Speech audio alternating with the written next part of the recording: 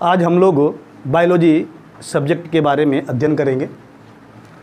Biology विज्ञान की एक ऐसी शाखा है जिसके अंतर्गत समस्त जीवधारियों का अध्ययन किया जाता है। सभी सब्जेक्ट में बायोलॉजी सब्जेक्ट की अपनी एक अलग स्थान है, क्योंकि बायोलॉजी के अंतर्गत हम उन सजीव वस्तुओं का अध्ययन करते हैं जिसको प्रकृति ने बनाया है। उसकी रचना, उसकी बनावट, उसकी क्रियाकलाप आदि के बारे में जो जानकारियाँ मिलती है वो बायोलॉजी के अंतर्गत मिलती है। बायोलॉजी शब्द सबसे पहले लैमार्क और ट्रेविरेनस ने दिया।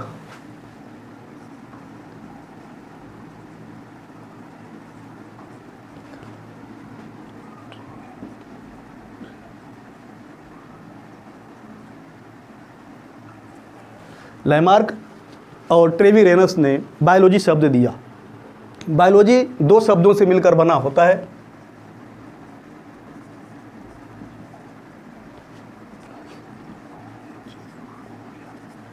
बायोलॉजी दो शब्दों से मिलकर बना हुआ है, जिसे बायो प्लस लोगस कहते हैं। बायो का अर्थ होता है लाइफ और लोगस का अर्थ होता है डिस्कोर्स और स्टडी। यह बायोलॉजी दो शब्दों से मिलकर बना हुआ है, बायो प्लस लोगस। बायो का अर्थ होता है लाइफ प्लस लोगस का अर्थ होता है डिस्कोर्स और स्टडी। यानी जिस लाइफ के बारे में हम जो अध्ययन करते हैं उसी को बायोलॉजी कहते हैं। बायोलॉजी को परिभाषित करने के लिए कि बायोलॉजी जीव विज्ञान की वह शाखा है या बायोलॉजी विज्ञान की वह शाखा है जिसके अंतर्गत समस्त जीवधारियों का अध्ययन किया जाता है। Biology is a branch of science in which we study about the all living beings. अगला है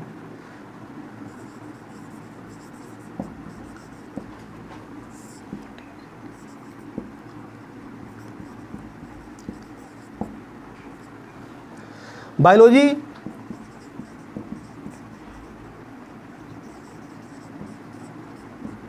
को तीन भागों में डिवाइड किया गया है।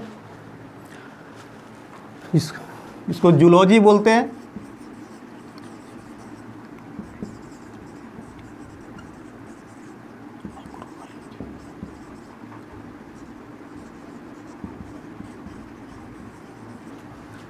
बायोलॉजी को तीन भागों में डिवाइड किया गया है, जिसे पहला ब्रांच है इसका जूलॉजी, दूसरा है बॉटनी, तीसरा है माइक्रोबायोलॉजी।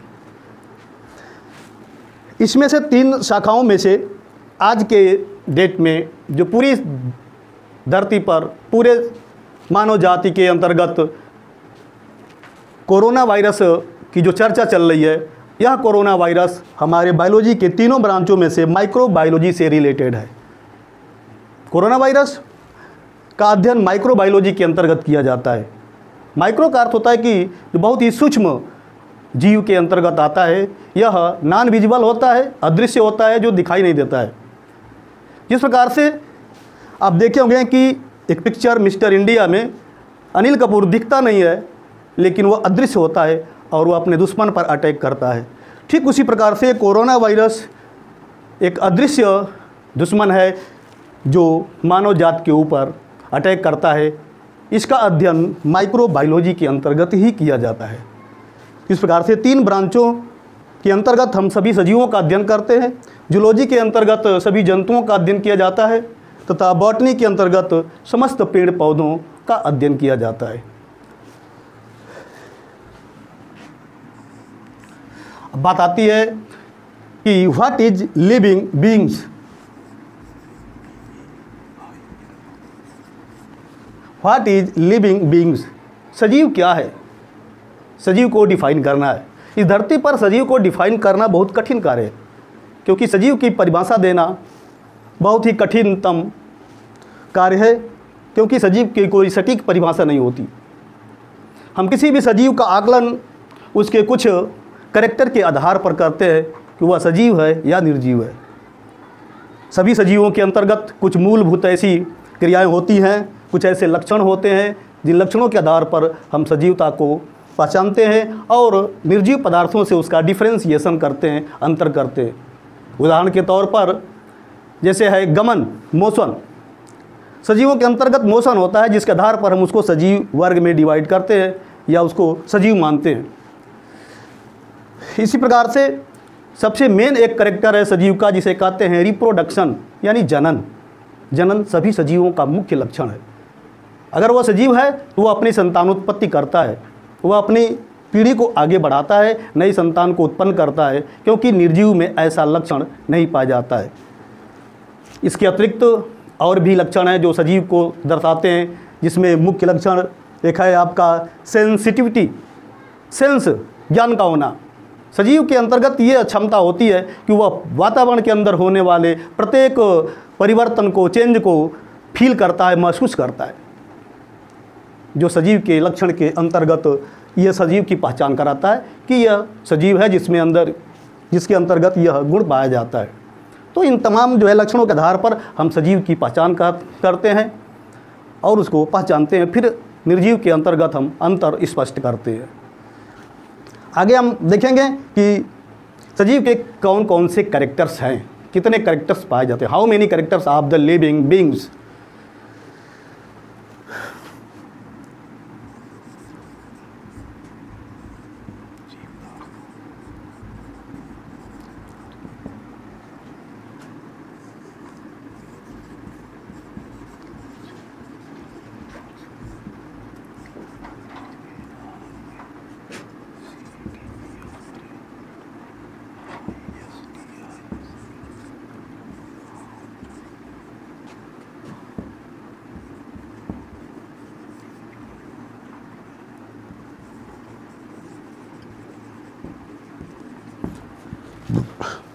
जीवधारियों के लक्षण,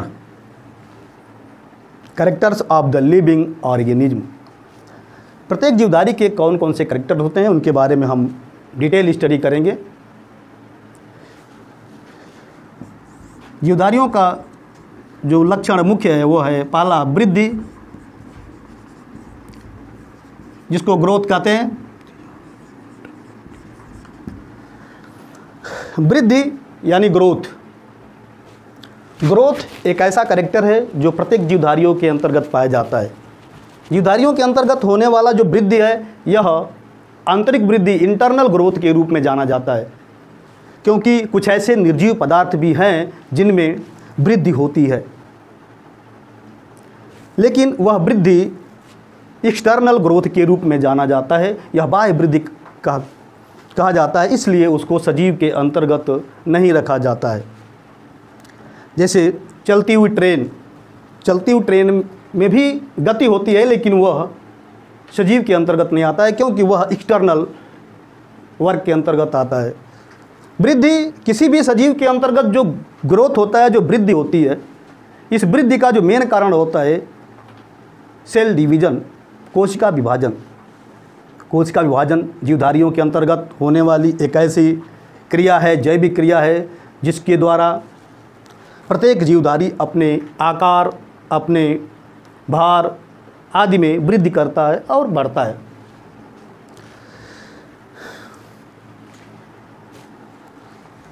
जो बहुकोश की प्राणी होते हैं उनमें जो होता है माइटोसिस डिवीजन होता है। माइटोसिस डिवीजन एक प्रकार का ऐसा सेल डिवीजन है जो जीवधारी के संपूर्ण शरीर के अंतर्गत होता है, एक्सेप्ट द रिप्रोडक्टिव ऑर्गन।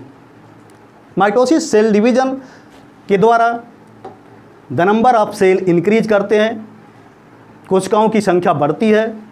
उन कोशिकाओं की संख्या बढ़ने के कारण जो होता है जीव के शरीर के आकार में वृद्धि होती है, उसका आकार बढ़ता है, उसका भार बढ़ता है। तो इस प्रकार से वृद्धि सभी सजीवों का एक मुख्य कैरेक्टर है, मुख्य लक्षण है। आप देखते हैं कि वृद्धि के बारे में जो बात कही जाती है, तो यह वृद्धि हम यहाँ पर जो ब्रांच आपको बताया गया, जूलॉजी और बॉटनी की बात कही गई, तो वृद्धि दोनों में होता है। यह जंतुओं के अंतर्गत भी होता है और पौधों के अंतर्गत भी होता है। लेकिन जंतुओं के अंतर्गत होने वाली जो ग्रोथ होती है, यह ग्रोथ एक निश्चित समय तक होता है, लेकिन पेड़ पौधों के अंदर जो ग्रोथ होती है, यह ग्रोथ आजीवन होती है। जीवन पर्यंत होता है, इसलिए जंतु और पौधों के ग्रोथ में कुछ अंतर होता है। लेकिन दोनों में ग्रोथ का जो कारण होता है वह सेल डिवीज़न होता है, माइटोसिस सेल डिवीज़न होता है। और माइटोसिस सेल डिवीज़न के कारण जो होता है जीवों के अंतर्गत ग्रोथ की प्रक्रिया संपन्न होती है। तो ग्रोथ जीवों के या सजीवों का एक लक्षण के रूप में पहचाना जाता है, जिसके आधार पर हम कह सकते हैं ये सजीव है।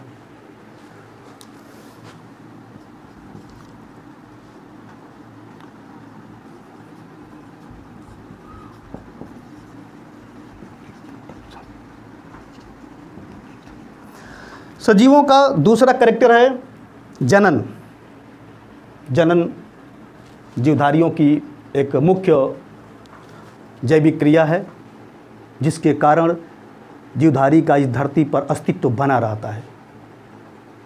जीवों के इस धरती पर अस्तित्व बनाने में इस जनन की महत्वपूर्ण भूमिका होती है, क्योंकि जनन एक ऐसी प्रक्रिया होती है जिसके द्वारा प्रत्येक जीवधारी अपनी एक नई संतति को उत्पन्न करता है, अपने समान एक नए जीव को पैदा करता है। ऐसा लक्षण केवल सजीवों में पाया जाता है, क्योंकि निर्जीव में यह प्रक्रिया नहीं होती है। तो जनन एक ऐसा माध्यम है, एक ऐसी प्रक्रिया है जिसके द्वारा प्रत्येक जीव जंतु अपनी संख्या की वृद्धि करता है, और इसी के कारण जो है उस जीव का इस संसार में अस्तित्व बना रहता है। सपोज दैट, मान के चलिए अगर किसी जीव जाति में इस जनन क्रिया को हम लुप्त कर दें तो आने वाले फ्यूचर में, भविष्य में उस जीव का इस पृथ्वी से अस्तित्व खत्म हो जाएगा। इसलिए यह साबित करता है कि जनन जीवों का एक ऐसी प्रक्रिया है जो जीवों के अस्तित्व को धरती पर बनाए रखने के लिए बहुत ही आवश्यक है। और यह प्रकृति द्वारा प्रदत्त जनन की प्रक्रिया जीवों को निरंतर इस धरती पर बनाने में सहायक होता है। जनन जो होता है समस्त जीवों में होता है। यह जनन दो प्रकार से होता है, क्योंकि बहुकोश की जीवों में विशेष करके जनन जो होता है लैंगिक होता है,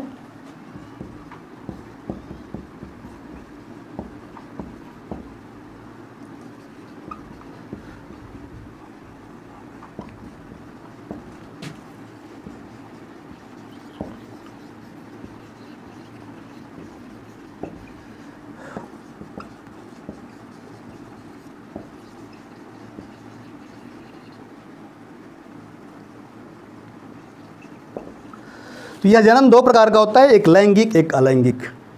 धरती पर पाए जाने वाले समस्त जीव जंतुओं में दो प्रकार का जनन प्रक्रिया होती है। जीव दो तरह से अपने संतति को बनाने में सहायक होते हैं या निर्माण करते हैं।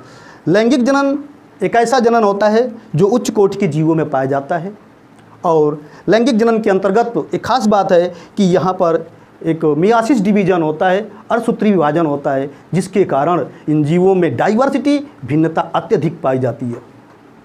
तो आप ध्यान देंगे कि सजीवों के जो कैरेक्टर्स जनन है, जनन में लैंगिक जनन की महत्ता क्या है। लैंगिक जनन अलैंगिक से ज़्यादा महत्वपूर्ण माना जाता है। इस जनन के द्वारा जीवों में विभिन्नता उत्पन्न होती है, और विभिन्नता ही विकास का कारण है।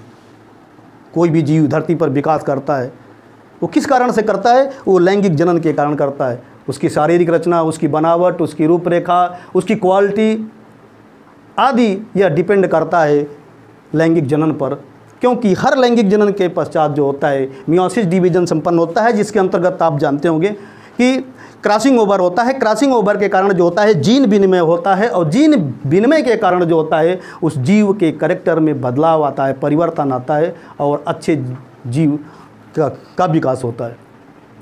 इसलिए सजीवों में ये जनन की प्रक्रिया में लैंगिक जनन को सबसे अधिक महत्वपूर्ण माना गया है, ये विकास के श्रेय में।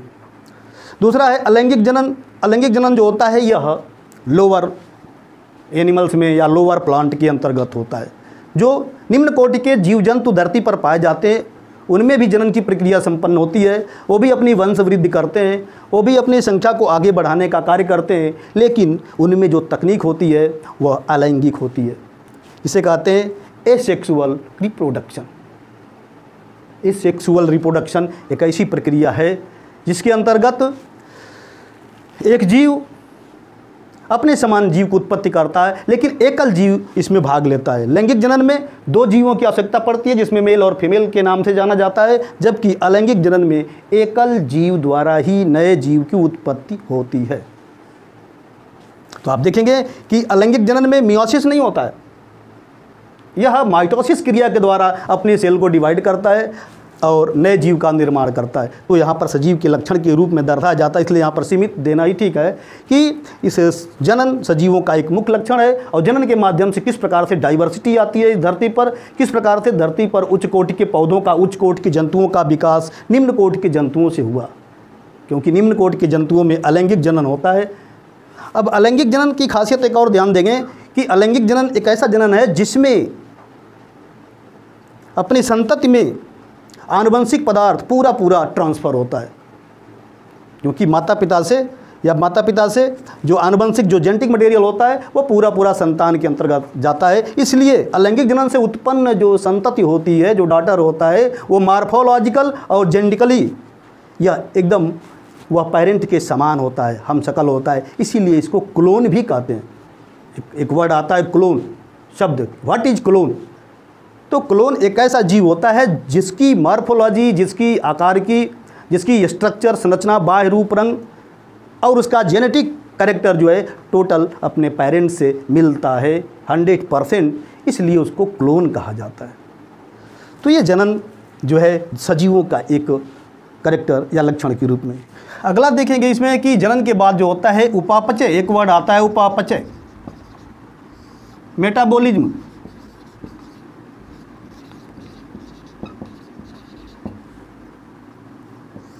सजीवों के कैरेक्टर से लक्षण में एक लक्षण और भी है जिसे कहते हैं मेटाबॉलिज्म या उपापचय। What is the metabolism? सवाल ये खड़ा होता है कि मेटाबॉलिज्म है क्या? तो मेटाबॉलिज्म एक ऐसी विटल एक्टिविटीज़ है या जैविक क्रिया है। विटल एक्टिविटीज एक जैविक क्रिया है जिसके अंतर्गत सजीव के अंतर्गत भिन्न भिन्न प्रकार की जैविक क्रियाएं संपन्न होती हैं, उन सबको समाहित किया गया है। आप दूसरे शब्दों में इसे समझ सकते हैं कि मेटाबॉलिज्म एक जैविक क्रिया है। इस जैविक क्रिया के अंतर्गत हमारे शरीर के अंदर होने वाली समस्त क्रियाएं समाहित हैं। यानी कहने का तात्पर्य है कि जीव के शरीर के अंदर संपन्न होने वाली समस्त जैविक क्रियाओं को यानी टोटल एक्टिविटीज को एक वर्ड में मेटाबॉलिज्म कहते हैं या उपापचय कहते हैं। आपने उपापचय शब्द बोल दिया, इसका मतलब है कि आपके शरीर के अंदर होने वाली जितनी क्रिया, एग्जाम्पल दैट रिस्पिरेशन की बात करते हैं, श्वसन की बात करते हैं, तो श्वसन है, जैसे आपकी बात करते हैं आपके अंदर ब्लड सर्कुलेशन है, आपके अंदर एक्सक्रेशन है, आपके अंदर जो है लीवर फंक्शन हो रहा है, यानी बॉडी के अंदर ऑर्निथिन साइकिल चल रहा है, यानी समस्त प्रकार की क्रियाएं मेरे बॉडी में एक साथ वन टाइम चलती हैं। इन पूरी क्रियाओं को एक वर्ड में हम कहते हैं मेटाबॉलिज्म। मेटाबॉलिज्म एक सजीवों का कैरेक्टर है, एक सजीवों का लक्षण है, ये केवल सजीवों के अंतर्गत होता है और इनके अंदर समस्त प्रकार की क्रियाएं संपन्न होती रहती है। अब ध्यान देंगे कि मेटाबॉलिज्म के कारण ही हमारी शरीर संचालित होती है। एक वर्ड में कह लीजिए कि our body is a biological chemistry lab. हमारी शरीर एक जैविक रसायन प्रयोगशाला है, क्योंकि उसके अंतर्गत मेटाबॉलिज्म हमेशा चलता रहता है। मेटाबॉलिज्म का तात्पर्य है कि हमारे शरीर के अंदर तमाम रिएक्शंस होते रहते हैं, तमाम अपक्रियाएँ चलती रहती हैं, जिनके फलस्वरूप कुछ उत्पाद बनते रहते हैं। अब बात यह है कि इस मेटाबॉलिज्म प्रक्रिया के संपन्न होने में नए नए उत्पाद बनते हैं हमारे बॉडी के अंतर्गत। अब ये उत्पाद हमारे लिए हानिकारक भी होते हैं, लाभदायक भी होते हैं। तो जो हानिकारक पदार्थ होते हैं वो हमारे शरीर से बाहर निकाल दिए जाते हैं, जो लाभदायक होते हैं वो हमारे शरीर में इन्वॉल्व होते हैं बॉडी के निर्माण के लिए। मेटाबॉलिज्म को 2 भागों में बांटा गया है। पहला है उपचय और अपचय।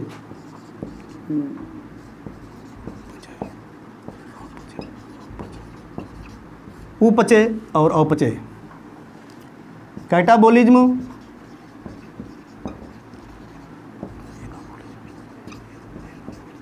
और एनाबॉलिज्म। कहने का तात्पर्य है कि मेटाबॉलिज्म या उपापचय हमारे शरीर के अंदर होने वाली समस्त जैविक क्रियाएं हैं, इन समस्त जैविक क्रियाओं को दो भागों में डिवाइड किया गया है, क्योंकि क्रियाएं सभी एक समान नहीं हैं, इसलिए इन्हें दो भागों में डिवाइड कर दिया गया है। पहला है उपचय, दूसरा है अपचय। उपचय का अर्थ है उपचय से उत्पाद, प्रोडक्ट। तो इसमें जो होता है कि कुछ ऐसी क्रियाएं होती हैं जिसमें ऐसे उत्पाद बनते हैं जो हमारे शरीर के लिए लाभदायक होते हैं, हमारे शरीर का निर्माण करते हैं, निर्माणकारी होते हैं, ये बॉडी को बनाने में सहयोग करते हैं, उसे हम कहते हैं उपचय। ठीक है। जैसे आप बात करते हैं न्यूट्रिशन की बात करते हैं, न्यूट्रिशन यानी पोषण। पोषण एक ऐसी जैविक क्रिया है जिससे हमारे बॉडी का फॉर्मेशन होता है, हमारे बॉडी के अंदर प्रोटीन का निर्माण भी होता है, प्रोटीन के कारण जो होता है हमारे बॉडी बनती है। तो यह एक जैविक क्रिया है, बशर्ते इसको हमको जो है कैटाबॉलिज्म के अंतर्गत दायरे में रखा गया है, क्योंकि ये निर्माण करती है शरीर का। वहीं पर शरीर के अंदर होने वाली ऐसी क्रियाएं जो हमारे शरीर का विनाश करती हैं, हमारे शरीर के अंदर तोड़ फोड़ होता है, ऐसी क्रियाओं को हम कहते हैं अपचय यानी एनाबॉलिज्म। इसका तात्पर्य है, हम एग्जाम्पल देंगे रिस्पिरेशन का।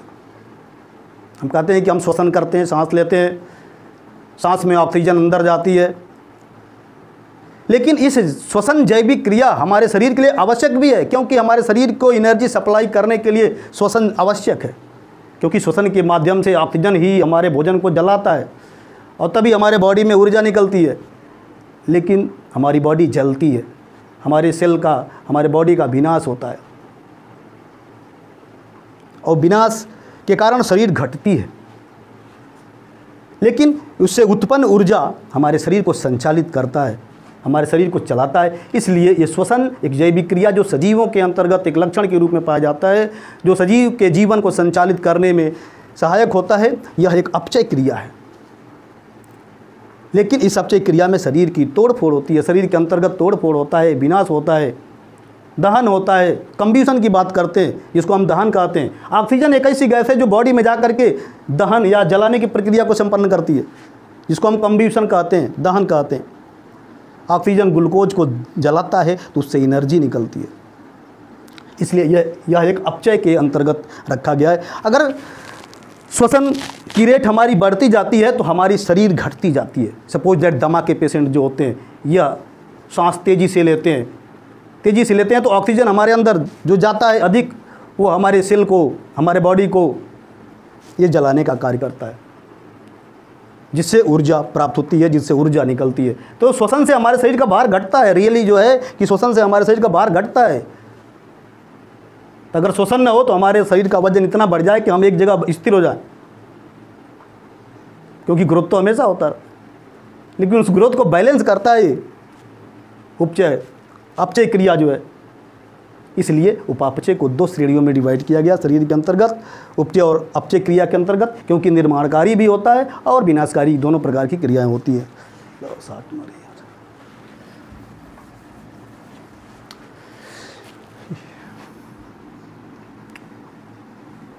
उत्तेजनशीलता।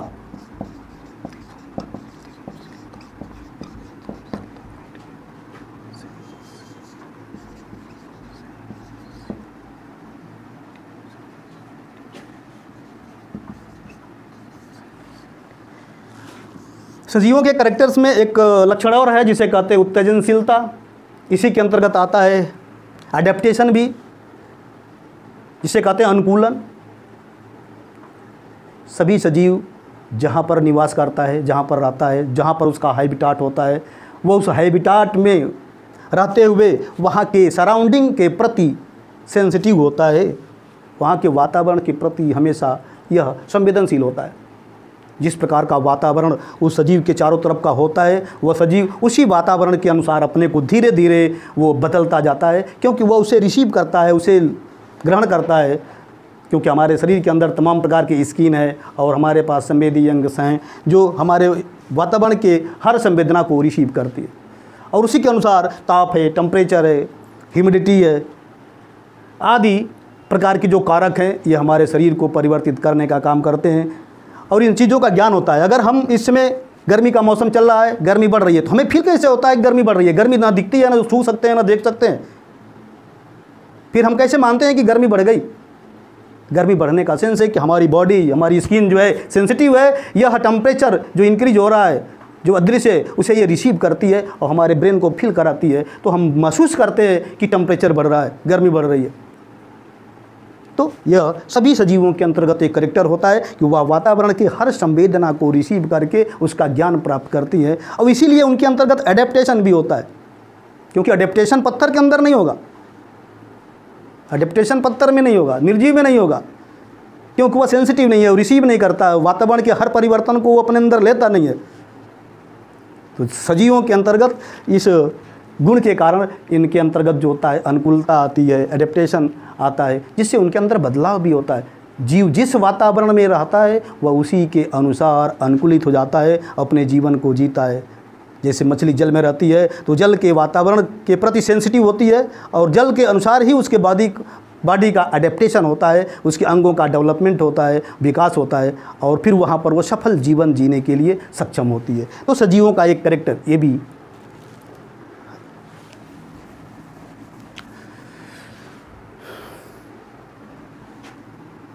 कोशिकीय संरचना,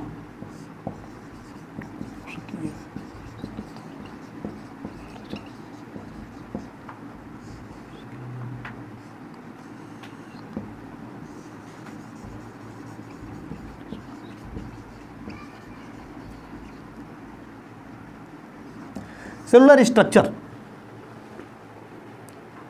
सजीवों के लक्षण में यह भी एक लक्षण है कि अगर वो सजीव है तो उसकी बॉडी सेल से बनी है, यानी उसके अंदर सेल होगा। तो सेल के द्वारा ही सजीव की रचना होती है। सेल एक ऐसी स्मॉलेस्ट स्ट्रक्चर है जिसके आपस में मिलने से जीव के शरीर का निर्माण होता है। जिस प्रकार एक मकान का निर्माण एक एक ईंट के मिलने से एक बड़ी भवन का निर्माण होता है, ठीक उसी प्रकार से एक एक सेल के आपस में मिलने से एक सजीव के बॉडी का निर्माण होता है।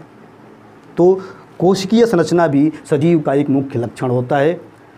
जंतु और पौधे दोनों जो होते हैं सेल के द्वारा बने होते हैं। दोनों के सेल में थोड़ा सा डिफरेंस भी होता है, क्योंकि जो एनिमल सेल होता है उसमें सेल वॉल नहीं पाया जाता है, जबकि प्लांट सेल में सेल वॉल पाया जाता है। एनिमल सेल में वैक्यूल्स नहीं पाया जाता है तो प्लांट सेल में वैक्यूल्स पाया जाता है। एनिमल सेल में प्लास्टिड नहीं होता है तो प्लांट सेल में प्लास्टिड होता है। These are the difference between the animal and plant cell, but the body of the organism consist of the cell. So you can say the cell is a main character of the all living beings.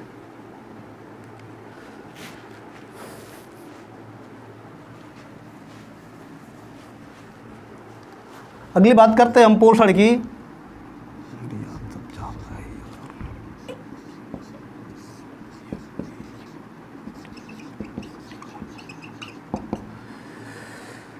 सजीवों के लक्षण में अगला point है पोषण, nutrition.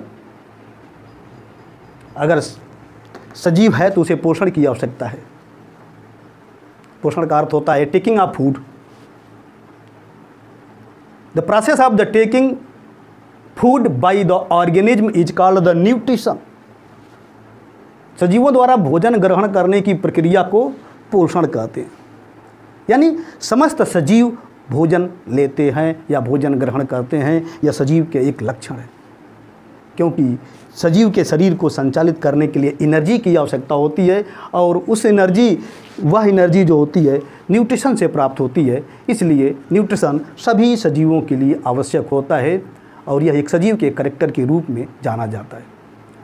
आप देखेंगे कि इसमें एनिमल्स और प्लांट्स दोनों में थोड़ा सा न्यूट्रिशन में डिफरेंस होता है। एनिमल्स जो होते हैं न्यूट्रिशन अपना सॉलिड रूप में करते हैं, डिफरेंट टाइप के फूड के रूप में करते हैं। भिन्न भिन्न जीवों में न्यूट्रिशन का तरीका भी भिन्न भिन्न होता है। जैसे हम बात करते हैं अमीबा की। Amoeba is a cellular structure. These are not visible, but the amoeba take their nutrition with the help of pseudopodia. तो अमीबा अपना भोजन जो होता है पादाब के द्वारा ग्रहण करता है, पादाब से पकड़ता है। इस प्रकार से भिन्न भिन्न हाइड्रा जो होता है अपना भोजन जो होता है मुख के द्वारा ग्रहण करता है। हर जीव में न्यूट्रिशन लेने की प्रक्रिया अलग अलग होती है। मनुष्य जो होता है फैगोसाइटोसिस, भक्षण माध्यम से अपना भोजन लेता है, हाथ से उठा करके मुंह में डालता है। तो हर जीवों में न्यूट्रिशन की प्रक्रिया होती है और डिफरेंट टाइप की होती है। यह एक सजीव के लक्षण के रूप में आता है, क्योंकि न्यूट्रिशन के माध्यम से लिया गया जो भोजन है, फूड है, उस फूड के अंदर एनर्जी होती है। वो एनर्जी हमारे बॉडी को संचालित करने के लिए आवश्यक होती है। इसलिए सजीव को न्यूट्रिशन आवश्यक होता है। इसलिए न्यूट्रिशन सजीव का एक मुख्य कैरेक्टर के रूप में जानता है कि अगर कोई भी जीव सजीव है तो फिर वह उसके अंतर्गत न्यूट्रिशन होता है। पौधे जो होते हैं, पौधे भी सजीव हैं। फिर पौधे अपना भोजन कैसे लेते हैं, उनके अंदर भी न्यूट्रिशन ज़रूरी है। उनका जो है बॉडी, उनकी जो है ग्रोथ, उनके अंदर जो है फिजियोलॉजी कैसे संपन्न करती है। पौधों में न्यूट्रिशन का जो तरीका होता है फोटोसिंथेसिस होता है, जो मेनली है। मैक्सिमम प्लांट में मेनली जो होता है फोटोसिंथेसिस माध्यम से होता है। कुछ ऐसे प्लांट्स हैं जिसमें फोटोसिंथेसिस नहीं होता है, जैसे फंगस की बात करते हैं आप, तो फंगस एक कवक होता है, इसमें क्लोरोफिल नहीं पाया जाता है, इसलिए इसमें फोटोसिंथेसिस नहीं होता है। लेकिन धरती पर जितने भी ग्रीन प्लांट होते हैं जिनमें हरित लवक पाया जाता है, क्लोरोफिल पाया जाता है, वो न्यूट्रिशन करते हैं। तो पौधों में जो न्यूट्रिशन होता है वो फोटोसिंथेसिस के माध्यम से होता है और वो अपने भोजन का निर्माण करते हैं। फोटोसिंथेसिस में देखेंगे कि 6 CO2 plus 6 H2O,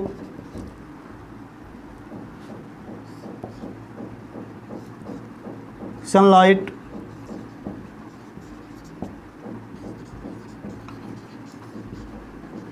chlorophyll, 6H2O।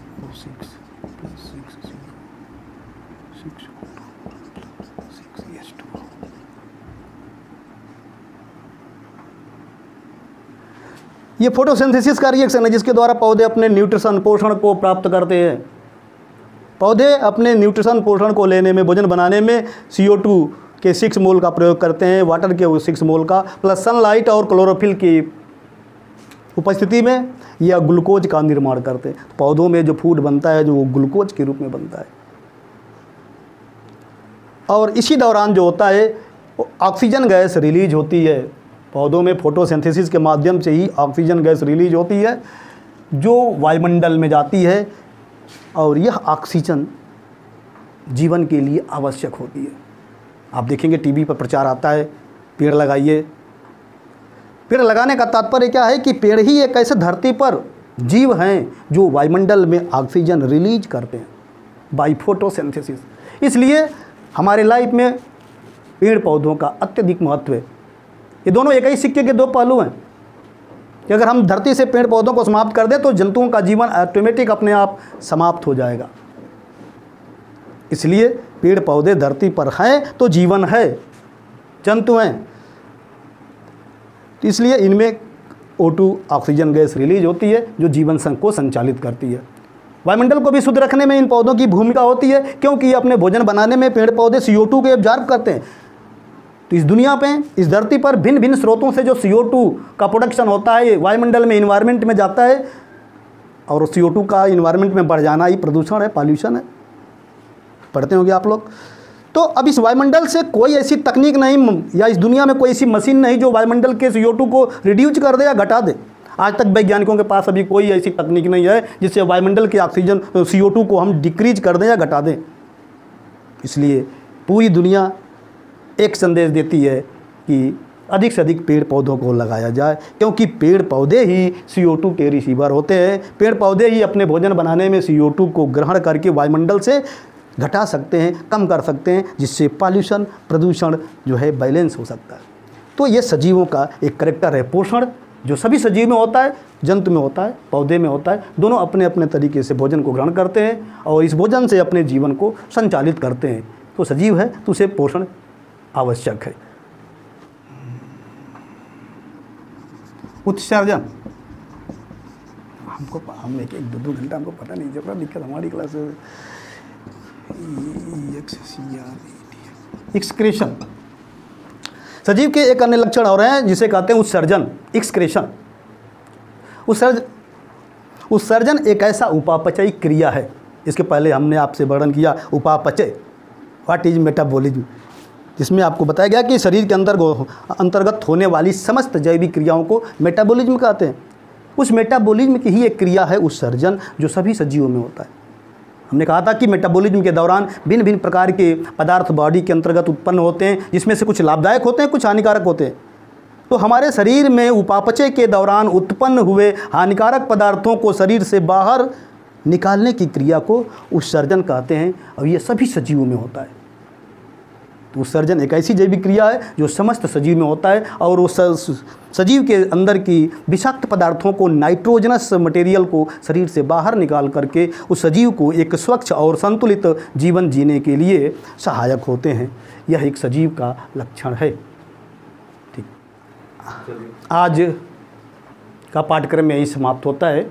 अगले वीडियो में हम लोग वर्गीकरण की क्या आवश्यकता है, what is the classification and why is the classification is necessary in the human और ऑल ऑर्गेनिज्म का अध्ययन करेंगे।